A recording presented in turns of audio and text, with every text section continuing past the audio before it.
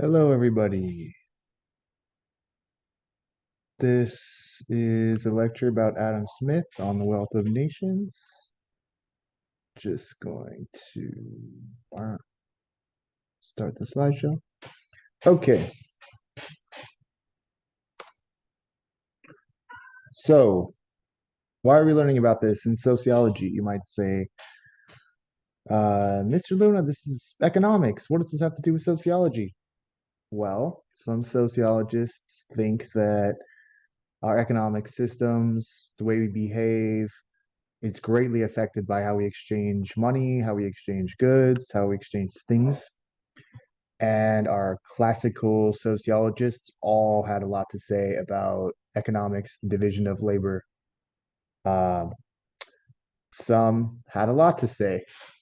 We'll learn more about Marx later, but Adam Smith is considered like the grandfather of economics and classical theory. So let's get going. You can see all this biographical information. Scottish philosopher, economist, end of the 1700s. He passed away, and the chapter we're going to look through is on the wealth of nations, or the long title, Inquiry into the Nature and Causes of the Wealth of Nations. So this is right around when the Industrial Revolution is about to occur, or kind of occurring. What is this? Right? This is massive advances in technology, factories, production.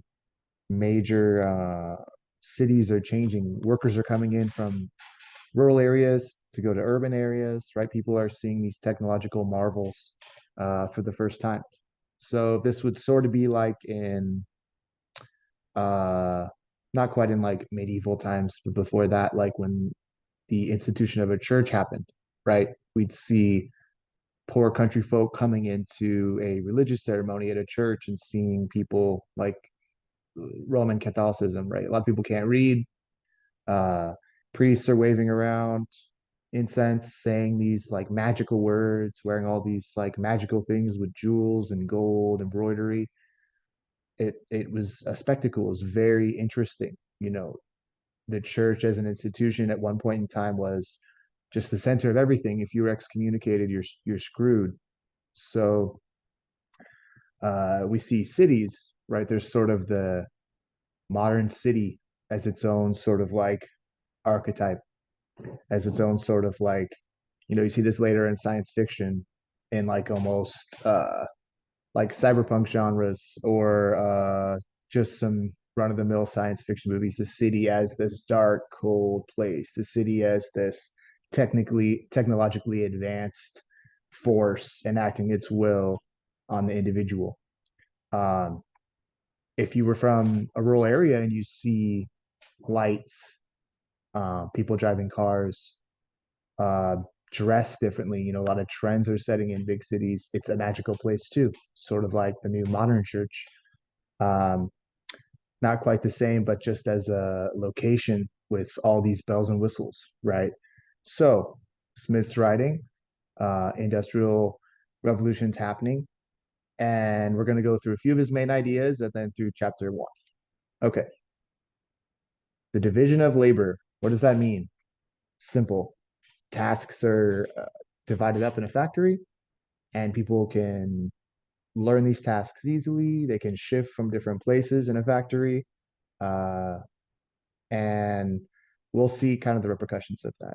So, this is pretty much opposed to sort of skilled laborers like in a guild, right?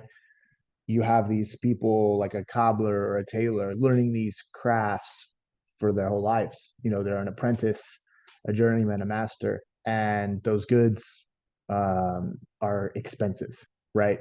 If we're looking at in feudalism, uh, in times where there wasn't the merchant class rising before the Industrial Revolution, if you weren't a noble person or a king or queen, like you can't afford certain things, right? Like nowadays we have everybody has TV, everybody has a smartphone, everybody has a computer, everybody. Even if you're a homeless person, in the Central Valley, you can get access to a tablet or some kind of a smartphone or some kind of a computer at the library or Kinko's or something. The library would be free, right? But in feudal times, if you're not from a wealthy family, you can't have those creature comforts, those goods, those technologically advanced devices, right? So the division of labor as itself, as an idea of organization in the industrial world, this is an improvement. According to Smith, it's like this revolutionary idea that's changing everything, that's affecting the economic and political power of countries, right? And we're going to talk about this example of a pin maker. So where does this ability to divide and organize labor come from, according to Smith? The ability of people to truck, barter, and exchange. And how does market behavior relate to the division of labor? Well, Smith talks a lot about people acting in their self-interest and sort of the invisible hand of the market. These are all ideas, his ideas of supply and demand, the invisible hand, and um, uh, influence modern economics. This is classical in economics. Now there's an idea of neoclassical, right? It's like the most free, as opposed to Keynesian economics, which is sort of like there's some state or governmental control, right? If we have something like the Great Depression, a collapse, or like something in 2008, there has to be some sort of government intervention or else the entire system would collapse. So neoclassical, very much related to a lot of ideas that Smith was saying, right? No government control or very little at all. Uh,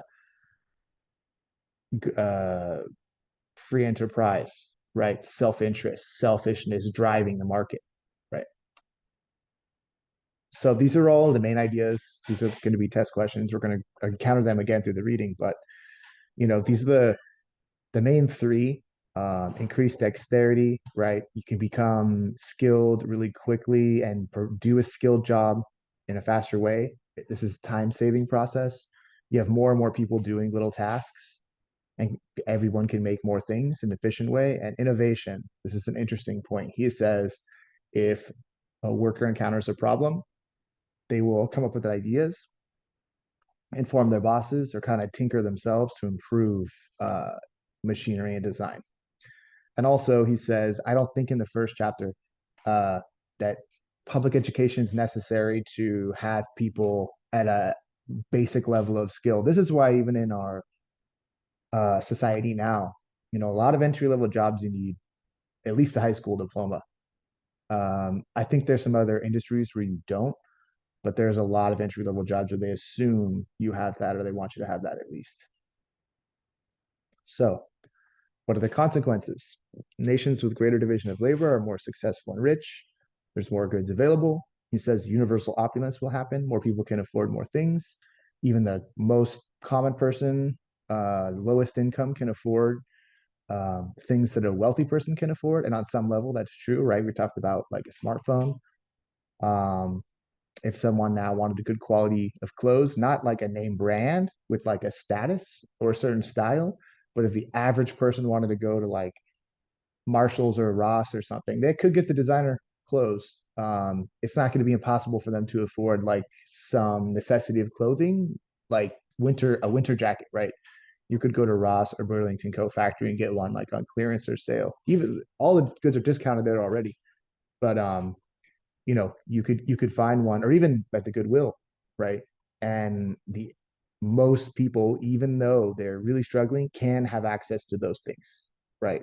It's easier now. Um, he says this universal opulence, that's kind of a more exaggerated form of what we're saying, right? Not everybody can afford, Louis Vuitton or Gucci things, but they can afford like a leather purse or a nice leather jacket, something like that. Most people, or even if you're from low income, could afford that easier than if we were in like a feudalistic society. Greater interdependence of people and of individuals in society. Yeah, we all kind of depend on each other. We need each other in a certain way. So, discussion question. This is what I would normally say in class, but just think. Do you guys think of any points that immediately sound suspect, right? This idea before, if you're a worker at a place and you make an improvement, are you going to do that for free? Or are you going to be happy when you're not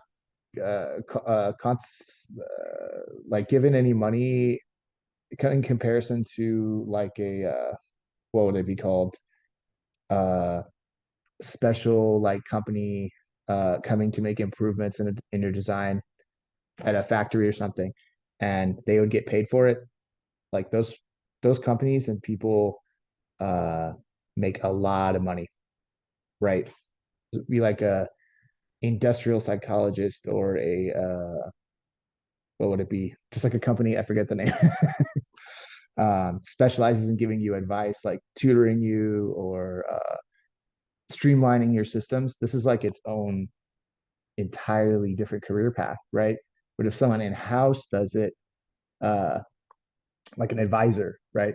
If someone in-house does it, are they going to get paid money? Is it worth it for them to do? And also this idea of universal opulence, right? In our society, does everybody have everything they need? I talked about creature comforts. What about medicine? What about nutritious food? What about safety, right? Smith says we get these things through division of labor, but do you guys believe that? So food for thought. Won't go over our critiques now. Um, okay, chapter one. So this is the reading. We're going through the reading. Okay, so the first example he gives is the pin maker, right? Says you take one person making a little pin, right? A button or something that somebody would wear on their clothes. One person might be able to make, I don't know, 15 or 20. But if you take a small group, people have no idea how to make these items. Um, Minimal training, you could produce so much more per day than the individual pin maker. And this is the division of labor, right?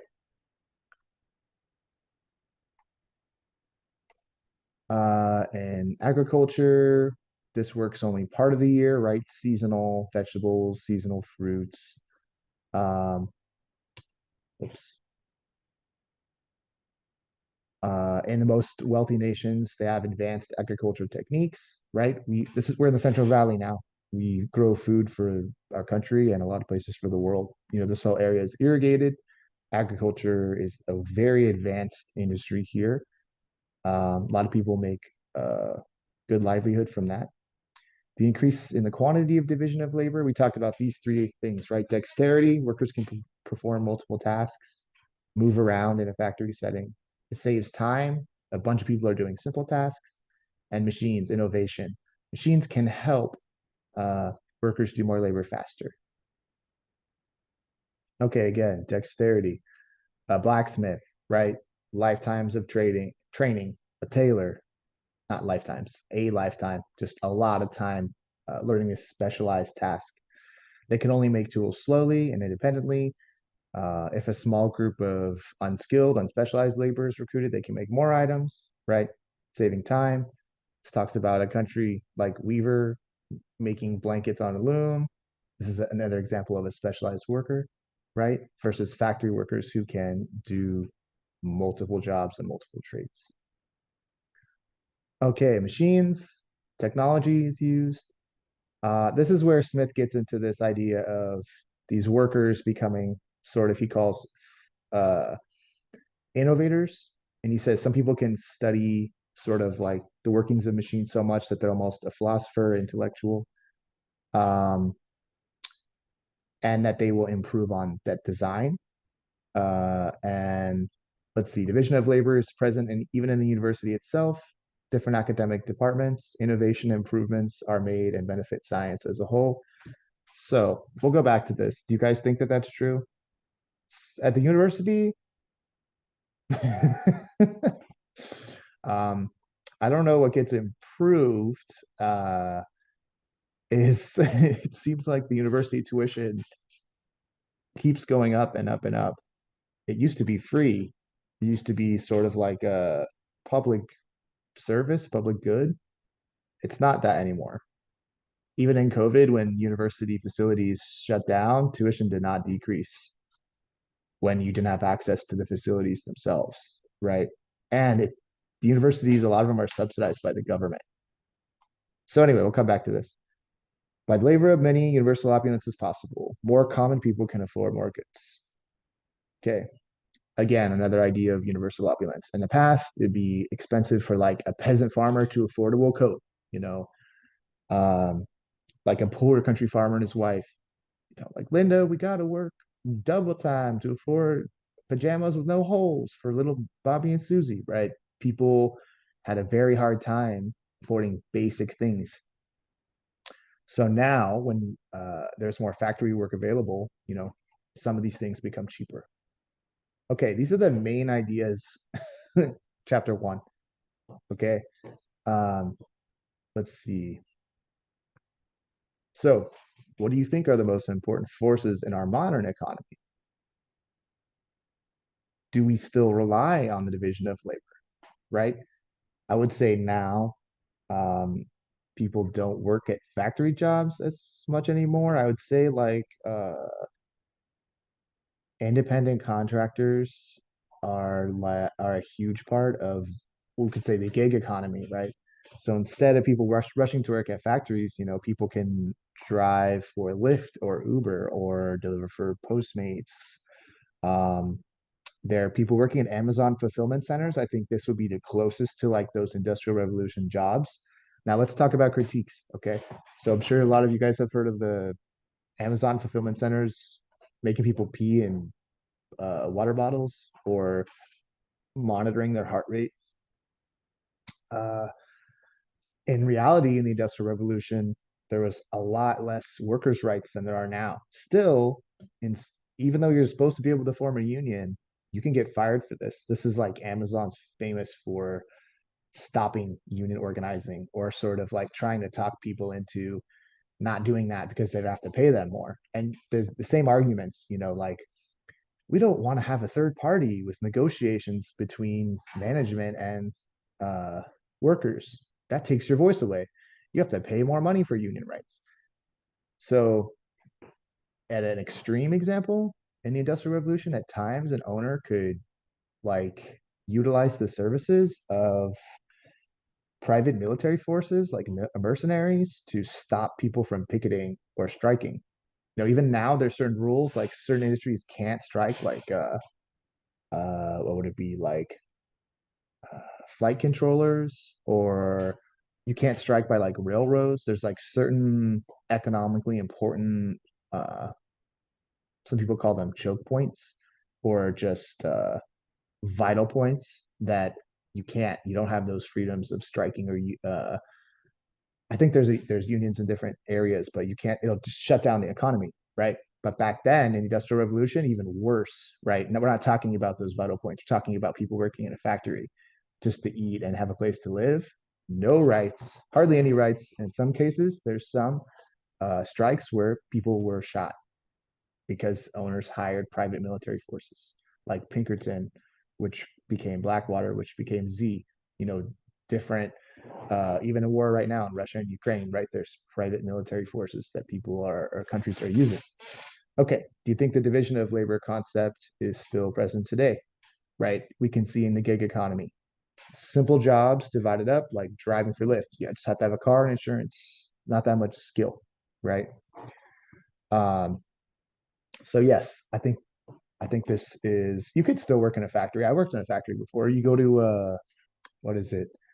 Um, staffing agency in almost any city, and factory work is hard. It's like, do you want to work 10 or 12 hours doing a simple, tedious task over and over again, right? Um, if not, what forces are most powerful? Things that weren't, I think forces that weren't around in the Industrial Revolution. Right now, we have like increased technology, increased automation, right? You go to the store, there's those self-serve kind of like you ring up your own items and whatnot. At McDonald's, you can order your own food and someone at the register fulfills your order, right? Um, again, with delivery like Postmates or Uber Eats or something. How does our modern economy affect our lives? Okay, here's the big question of why we're having this reading. Okay. Um, This is something we aren't going to go in right now, but the Frankfurt School, certain thinkers like Marcuse, uh, and One Dimensional Man, uh, and other Frankfurt thinkers, a problem in our modern times is people can't think of a future economic system that's not capitalism. Think about this again. If you're a part of a system and even in your imagination, you can't think of anything more advanced because you don't think it's possible, that's sort of the main proponents or like the people who benefit most in the capitalist system, like billionaires and elites. We talked about this, Mills's idea, right? It's not just one amorphous group of Illuminati evil cabal, right? Mills would say people are too stupid. It's these groups of power are more spread. They're part of the military and corporate world and governmental world, right? There's different factions, but these are the top elites of elites. No matter what, if you have enough money to run to be president, you are part of this group and you have access to these social networks, right? That we don't. I can't talk to people who graduated from like Yale or Harvard in their Skull and Bones fraternity, right? So many fraternities and sororities and religions have these rituals to like make it seem that there's a bunch of smoke and mirrors. Even Freemasonry, it's just a group, social network, right? And that's extremely powerful. This is another reason why people should study sociology, okay? Because you can get capital, you can get just relationships for getting other jobs and meeting powerful people in different groups, right? That's a superpower. Okay, so yes, our modern economy affects our lives because people that run it, again, this is more like Frankfurt School theory, like Marxism 2.0. They would say we are brainwashed to think that capitalism is the best system. There can only be capitalism. And here is proof. Can you imagine in your head another system that would be an alternative? The first thing that would come to your head would probably be communism or socialism. And if you're a hardcore capitalist, you know, neoclassical thinker or neo-Keynesian thinker, you would say no, socialism, communism doesn't work. We're going to go over this later, right? But then I'll ask you, what else? No, capitalism's the most advanced. Don't you think that's strange? Why does your brain automatically default to that? Or if capitalism doesn't exist, if there's some sort of collapse of capitalist system, what do you think? Let me guess. Armageddon, end of the world. So we have two really weird ideas. Capitalism is the most advanced and only system. There's nothing else, and whatever other alternatives are have failed. Why does China exist then? Right? You might hate socialism and communism, but the People's Republic of China it exists right now. Uh, you can wish it away, but China exists. And two, why does the alternative have to be Armageddon or the end of the world? Think about how brainwashed you have to be. I'm not saying capitalism is good or bad, but I'm saying that we're socialized to believe that it is. It's not that hard of a intellectual jump to make, right? It's just the people who are in most control benefit from the system we use and perpetuate that system, right? If we are living in uh, medieval times in Europe, right? Um, this is the same for Christianity. I'm not saying again Christianity is good or bad, but you either believe it or you don't, right? You and most people are forced to. You can't think of any other. You practice another religion, you could be killed or have some repercussion, ostracized in your community or jailed, right? And that main is the main dominating like factor. You believe in this worldview or else. You come to church or else. You're weird. You're a Satanist, you're a witch, right? This is ultimate form of control. Again, not saying Christianity is good or bad, just saying the ruling ideas, the people who are in control, perpetuate ideas to make us think this is the only way of thinking of reality. Okay, that's a tangent, but Adam Smith's ideas are still powerful. They are still in the United States and other first world countries today. You guys have seen people or heard grind mentality, right?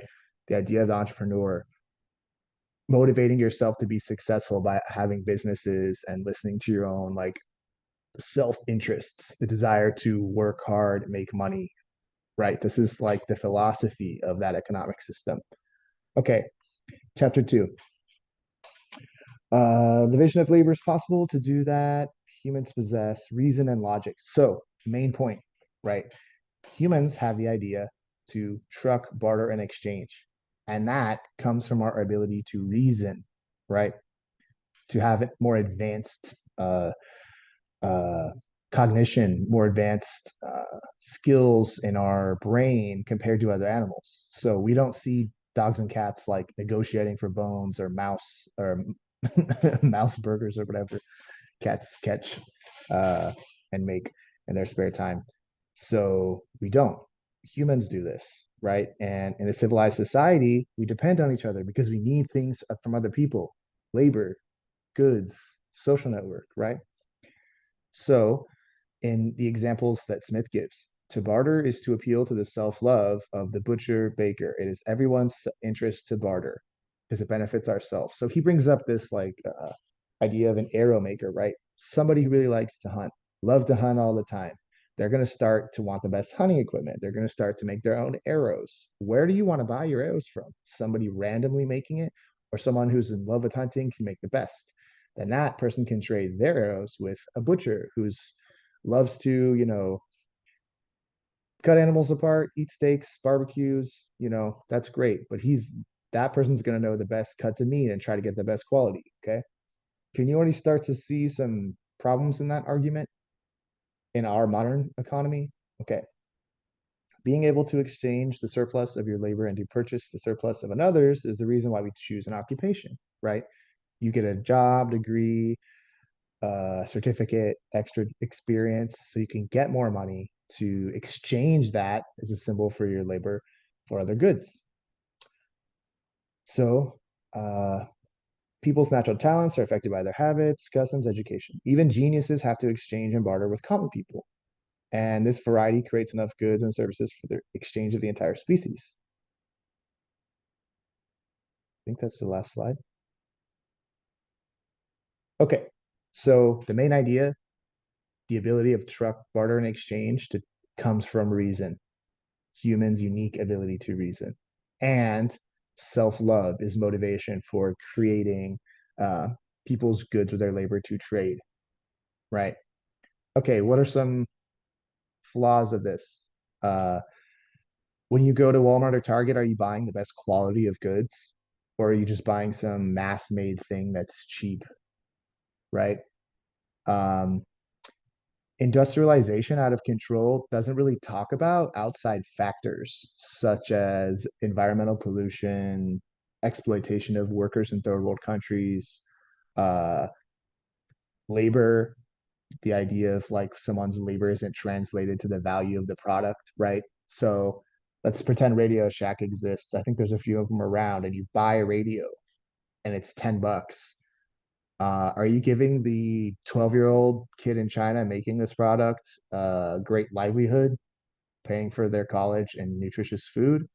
Or are you giving it to a company that's probably getting a government subsidy, extra help from the government, um, utilizing cheap labor services in another country, exploitation, and less regulation. So you could pollute and not have to worry about if your factory is in the US, some environmental standard that's probably expensive to adhere to, right?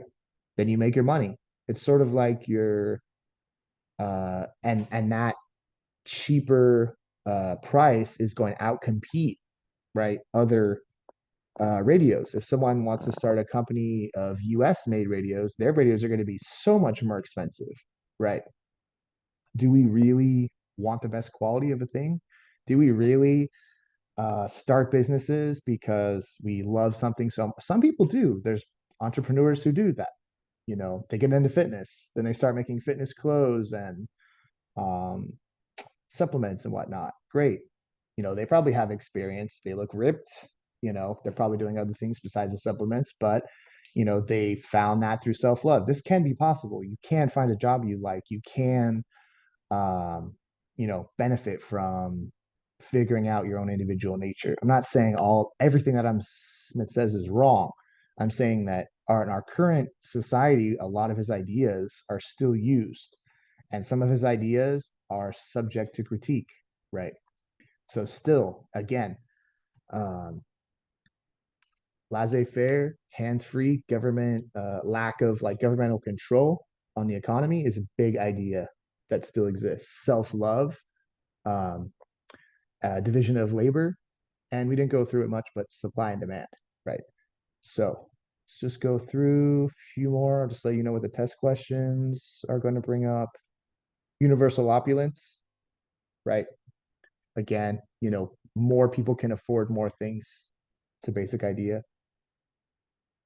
The three consequences of division of labor: dexterity, saving times, and machines, innovation, right? That's going to be important on the test. The pin maker example as an example of division of labor. So we already said these critiques. Um, this is what the college course is for: examining, underlying causes, using critical thinking, pros and cons, right? So the theorists after Adam Smith are going to agree with some of his ideas, or have their own idea of their division of labor, or critique. Um, so this is just important because many of the classical thinkers deal with Smith and his definitions of like classical economics. All right, that is it for today. Hope you guys have a good weekend for Labor Day, and see you in the next video.